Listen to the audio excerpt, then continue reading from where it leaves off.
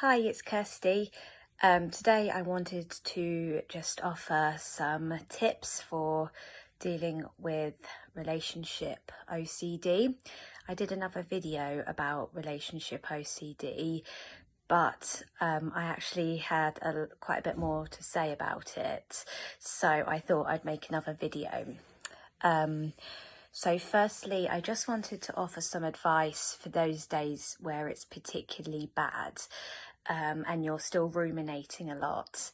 And it might be that you're desperately trying to find something to keep you in the relationship. So you're trying to find things about your partner that you love, or muster some feelings, or even find something that you like, and you're really struggling. So when you're trying that hard to feel love or feel something, or even think of things that you admire, it's going to be harder to come up with those things because your OCD knows this is the case. I used the analogy in the last video that I stole from Rob. He uses the analogy of, you can't tickle yourself because you know it's coming, and you can't make yourself jump because you know it's coming. So, same with trying to muster feelings and reasons to stay when it's that bad. You're probably going to come up short. So what I would recommend in those bad days, don't spend loads of time trying to feel something or think of something. Just think, you're getting through that day, focus on the things that you need to do. Maybe even try to do something nice for yourself on that day. Don't speak to your partner in detail about what's going on. You can tell them, I'm having a bad day, I could do with a hug, etc. But I would really recommend not going into details about the exact thoughts or feelings or questions that you're having. But really, all you need to do is say, right, overall, if I had to say a preference, stay or go, my preference is to stay, so you stay. You don't have to justify it. You just go with your overall preference. You don't need to come up with reasons for it, even if in that particular moment any reason is just because, well, maybe you live with your partner, so you don't want to leave your home, etc. Even if it's just that, for that day, doesn't matter. You're the one that's suffering here. Give yourself a break and stop trying to sort of dig deep for reasons, particular reasons to stay, or dig deep for feelings to help you come to a decision. Also, when people do end relationships, romantic relationships, there's not this necessary sense of urgency. It's something that people would think about and kind of know what they want to do, and think that there'd be lots of reasons for it perhaps building up. But if you feel that sense of urgency, do not give in to the sense of urgency, because that sense of urgency is coming from OCD, and it is your OCD wanting you to feel less uncomfortable and less anxious. And that urgency is to get away from those feelings, not the relationship. It's the relationship that's been the focal point of the OCD, because that's something that's grabbing your attention. But it's the discomfort and the uncertainty and the anxiety, that's what you're really getting the urge to get away from. So bearing that in mind, maybe it could help to make a plan of some things that you want to do just for yourself. So you're bringing the focus back on yourself and you being responsible for your own happiness, because quite often one of the ways that OCD will get your attention is by, saying you're not happy, etc. But actually you're currently struggling with a chronic condition, OCD, which is difficult, and people suffer with it, which that's the thing that's making you unhappy, not necessarily the relationship. That's not me saying the relationship is perfect or anything. God, I don't want to reassure, and who knows about different people's situations, but you know, just bear in mind that it's the OCD that will be making you feel more unhappy. And, you know, you can turn the tables on that, because you're the only person that's truly responsible for your own happiness. Your partner can't single-handedly make you happy. They're an additional thing in your life that you can choose to have, but you don't need to have it. You can live without your partner. So, you know, if you really, you can dispute irrational beliefs around needing your partner to make you happy by choosing to pursue things where you're making yourself happy. So it might be that you start a new exercise program that you find quite fulfilling. So you're taking care of yourself and you're making yourself feel quite satisfied. You know, some people find creative outlets quite useful. Personally, for me, one of sort of the things that has really helped me with my mental health is getting into gardening.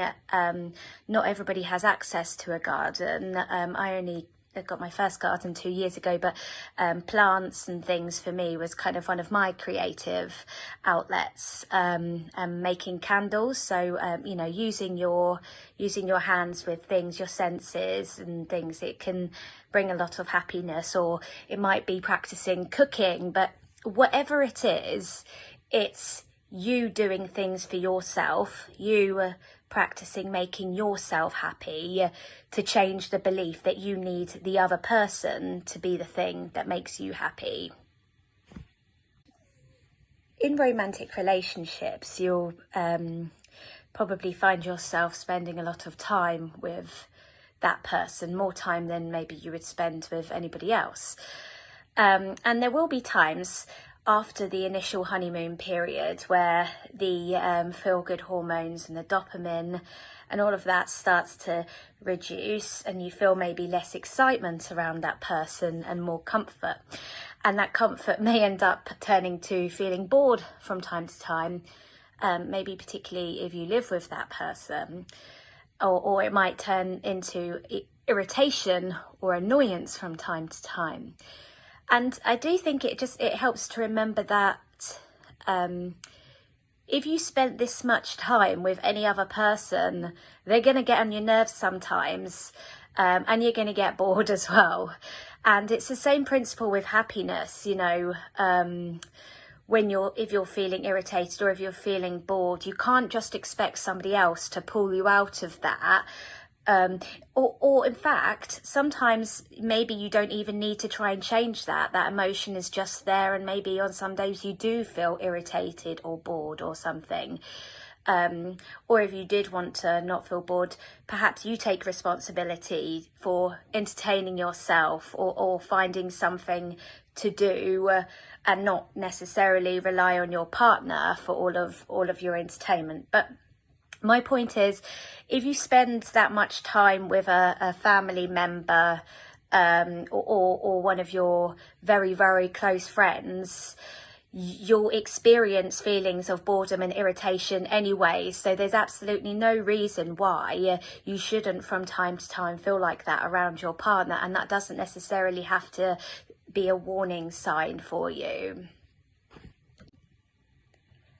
So it may be that, at some point your ROCD turns into something where it's focusing on non-romantic relationships. Maybe that's how it even started off. Or maybe it's that you've left a relationship or something, and then your OCD's picked a new target. Perhaps that's a good friendship or a family member that's particularly special to you. So the principles are, quite the same. It's, a sense of urgency and discomfort to get away from them. You don't need to follow that urgency. Just because maybe you find them annoying sometimes doesn't mean you have to completely eradicate them from your life. You can still spend time with them, and it's perfectly acceptable to find good friends and family members annoying sometimes, or wherever it is that you might be thinking about them. It's similar principles there. You don't have to avoid them, and you don't have to discontinue your relationship with them. But when you're experiencing ROCD symptoms directed at someone other than your partner, similar principles, well, the same principles would apply.